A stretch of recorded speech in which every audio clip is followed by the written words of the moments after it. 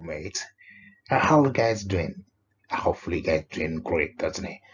Thank you so much. And today we are going to spend a little bit time with English grammar and syntax. And days we will be learning state verbs and action verbs. As I said earlier, we will be learning state verbs and action verbs. Most verbs are action verbs, and the action verbs describe actions. Uh, some verb like go and okay, watch, rains. Those kind of verbs are action verbs, and we can use them in any tense we want. Just like such as past, present, future, etc. We are learning. We said we can use actions, verbs with any tense we want. But state verbs are different because we don't usually use them in the continuous tenses, such as verbs are used in the ing form, present continuous or past continuous. We don't use them. Now, as we are talking about state verbs and action verbs, you're probably asking what are the state verbs are. Well, there are three main types. The first verbs that describe feelings and attitude, such as love and hate, like and preferred. For instance, what is this music? I like it. In this sentence, he's talking about his feeling now, but he doesn't say, I'm liking it. Uh, I'm liking it. It is the present continuous tense. And with state verbs, that's wrong. I will say pie more about this later.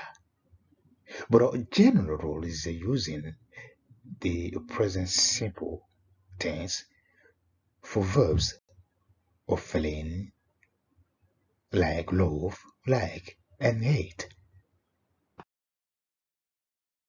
Now, as I said before, there are three types of state verbs, and now the second types of state verbs. It is verbs of thinking. So, verbs like think, know, believe, understand, remember.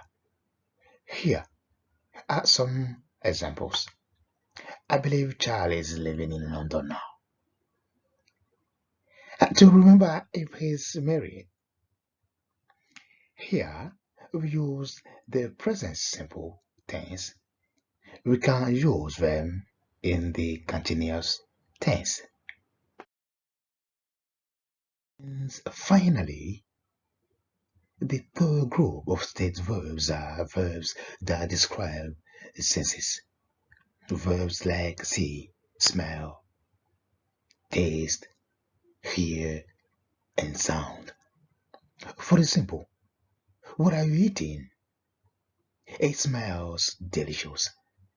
So here, he says smell delicious and no, it is smelling delicious because smell is a state verb. Whereas there are some common state verbs.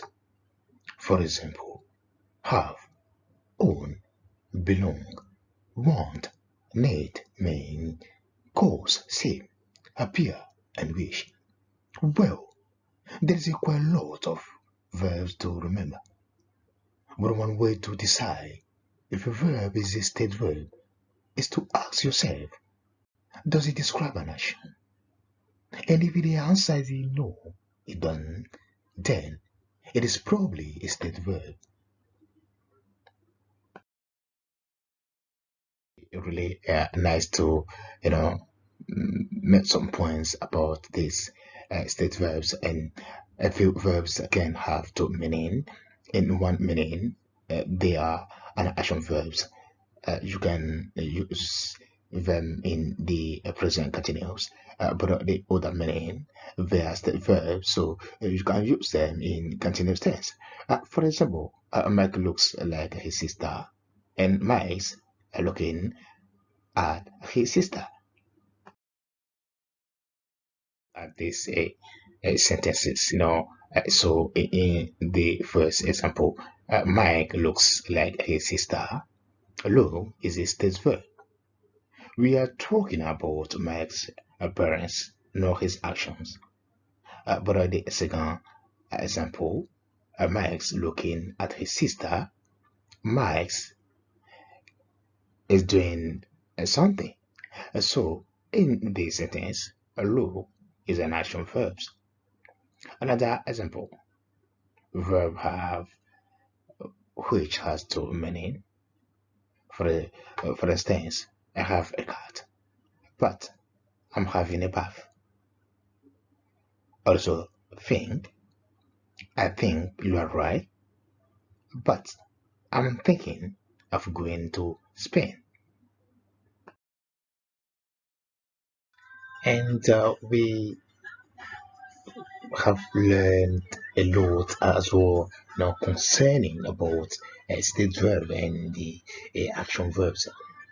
And as I said before, it is wrong to say I'm liking it because it is the present continuous. Well, you might hear this is sometimes in very informal spoken English, or you might hear I'm hating this movie or I'm loving your work, but only in very informal conversation. So. Don't panic yourself when you heard these kind of things as well. When we have some conversation with someone and starting hearing these kind of phrases comes out. So make sure that you be familiarized with this kind of thing as well.